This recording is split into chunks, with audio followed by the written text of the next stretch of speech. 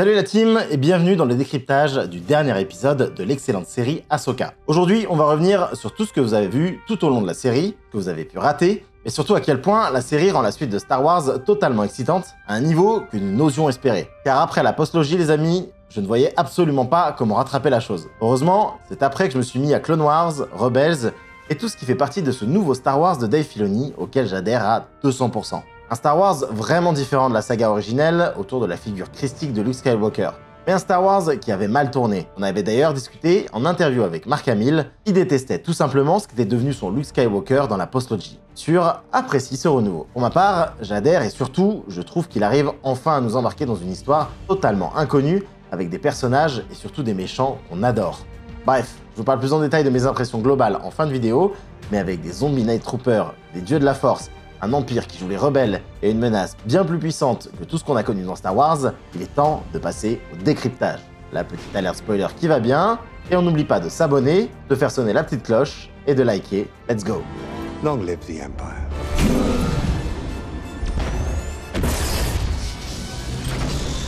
Les fans de Rebels le savaient déjà, mais Thrawn est probablement l'un des meilleurs personnages de l'univers, et son retour dans la galaxie de Star Wars est sûrement la meilleure nouvelle depuis très longtemps. Car oui, un bon récit a besoin d'un bon méchant, et un bon méchant doit pouvoir nous convaincre. Bien qu'extrême, son point de vue est défendable. Regardez Thanos par exemple. Malheureusement, Star Wars a souvent eu comme antagonistes des gens méchants, et qui ont pour seul but le pouvoir. Tous, sauf Dark Vador, qui pour le coup est devenu absolument iconique. Mais Thrawn ne cherche pas la gloire. Au contraire, il croit en l'Empire et met l'institution devant tout. It is for the Empire. Il était d'ailleurs en désaccord avec la manière dont dirigeait Palpatine. Mais pour lui, l'Empire est la solution pour garantir la paix et l'équilibre dans la galaxie. Et les séries Disney+, nous ont toutes montré qu'il n'a pas forcément tort. Car la Nouvelle République est très mal organisée, corrompue, et a tendance à abandonner les populations qui lui demandent de l'aide. Et si Star Wars nous positionnait Thrawn et son rêve d'Empire comme une rébellion face à cette Nouvelle République défaillante? Pour cela, Thrawn fera sûrement appel aux quelques généraux de l'Empire qui tentent de s'organiser. Et surtout, à l'armée qu'il est en train de construire. D'un côté, nous avons ces vétérans fanatiques qui l'ont suivi jusqu'au bout au point de se sacrifier volontiers, et de l'autre, les matriarches de Peridea qu'il a éveillés à son arrivée. Des sorcières qui ressuscitent des soldats zombifiés appelés les Night Troopers, en relation avec leur nom, les Night Sisters. Et en passant, je vous l'avais dit, c'est bien des zombies. Et ce qui rend Thrawn vraiment bon, c'est son génie stratégique. Il ne maîtrise pas la force, ni tout autre super pouvoir d'ailleurs. Mais il a la capacité d'anticiper les mouvements de ses ennemis. D'ailleurs, ce qu'il fait avec Ahsoka, simplement en connaissant son maître, Anakin. Son choix d'aller sur Dathomir n'est pas anodin. Il va là où la magie des sorcières est la plus puissante. Là où elles pourront réveiller une armée de morts. Seulement, Thrawn redoute les Jedi. Et nul doute qu'il saura trouver une arme pour s'en défendre. Qui sait, un retour de personnages comme Asajj Ventress ou Dark Maul. Certes, tous les deux sont morts il y a quelques temps et originaires de Dathomir. Une armée qui va nous mener tout droit vers le film de Dave Filoni, où tous les personnages des films et séries se ligueront contre cet ennemi commun. J'ai si hâte de voir ça. L'arc de Morgan Elsbeth se termine aussi. Devenue matriarche pour quelques minutes, elle tente de retenir Ahsoka dans une dernière confrontation épique. Leur histoire a commencé dans la série The Mandalorian, un épisode où elle portait la fameuse lance en Beskar. Elle semblait être la dernière survivante de Dathomir, et j'ai trouvé son personnage vraiment intéressant. Le Ezra, lui, me laisse perplexe. Je pense que c'est le seul réel élément raté de cette saison. Premièrement, car il évite tous les sujets intéressants. Le gars est bloqué ici depuis des lustres, et il insiste même pas pour savoir comment Sabine est arrivée. Et au final, il nous résume ce qui s'est passé ces 10 dernières années, juste avec cette phrase. Look, Thrawn found this place. He woke up the witches, rebuilt his starship. It wasn't safe to come here alone. Ah bah c'est bien, Neil, super! Et dans cet épisode, il est un peu plus intéressant. Il décide finalement de se construire un nouveau sabre laser sur les bases de son maître, Kanan Jarrus. Mais ce n'est pas la seule référence à Rebels, il y en a beaucoup d'autres. Comme par exemple le fait qu'il va finir par se déguiser en Stormtrooper pour s'enfuir et que Chopper le reconnaîtra immédiatement. Laissant derrière Ahsoka et Sabine, il retrouve ses anciens partenaires rebelles pour préparer la guerre contre Thrawn.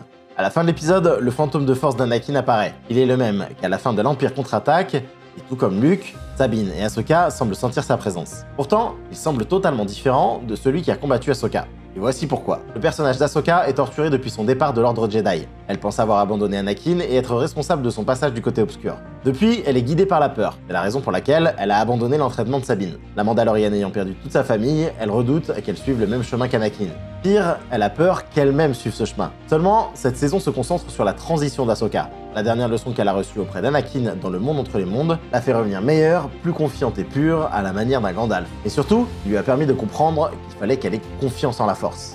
C'est d'ailleurs ce qu'elle explique à Sabine, qui finira par devenir sensible à la Force en aidant Ezra à fuir. Sa peur de prendre le pire d'Anakin lui a fait oublier le meilleur de son maître.